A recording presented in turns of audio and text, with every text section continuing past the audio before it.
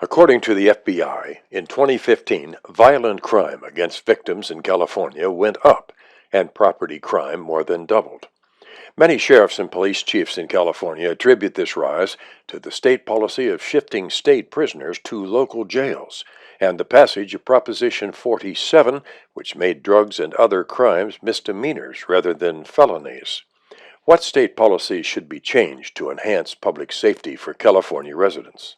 As CEO of the Auburn Chamber, I did conduct a meeting with local law enforcement, and they did confirm that the realignment, the shifting of state prisoners to the counties, and also Proposition 47 has had a bad impact as far as increase of crime in our region. And I believe the fundamental change in state policy should be guided by the notion that we should have swift and certain punishment that really lowers crime and the devastating impact on innocent people. So we can make a number of changes to state policy. First of all, because of the shift in state prisoners to the counties, we have overcrowded county jails.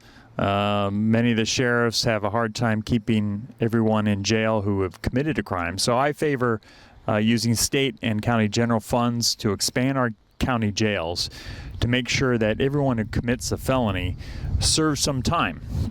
Also, we have a situation, especially in state prisons, but sometimes in the counties, where you have prisoners watching TV or lifting weights. I believe that they should be working to compensate the victims' families, or working on the federal forest to clear the lands, cleaning up graffiti. They should be always active and working. Also, we need to ensure that we repeal the sanctuary city laws. This is when laws that cities and counties pass, they discourage communication with federal immigration authorities about illegal aliens. We lost several law enforcement officers because of illegal aliens who murdered them.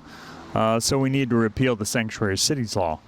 Also, the death penalty in California is not being enforced at all. It takes about 20 to 25 years for somebody on death row to be executed.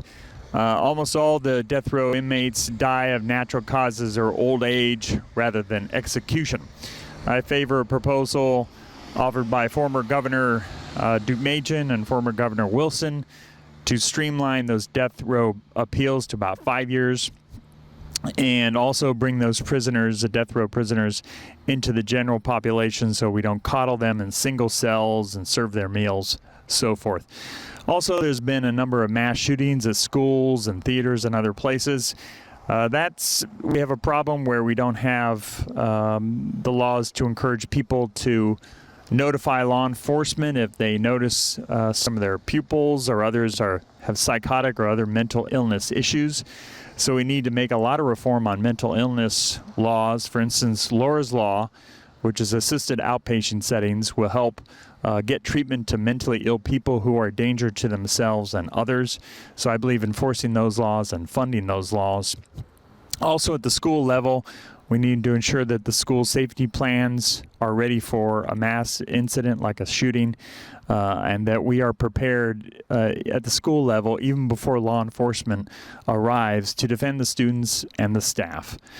Also, I favor repeal of a law passed last year, AB 953, which forces police officers to report every stop that they make and to identify the race and the gender of those stopped. This is going to discourage police officers from doing their duty and making sure that we can lower crime. I feel that we shouldn't treat the police officers like they're racist, and this kind of law does that. Lastly, I believe that one of the root causes of crime is single parenthood, and we have a lot of males in the inner cities who don't have fathers because of various welfare policies, lack of employment. And I think ultimately, to stop gangs and lower crime, we need to address those laws to make sure that we have mom and dad taking care of the kids and people not joining gangs. So this is a good platform, I think, for lowering crime.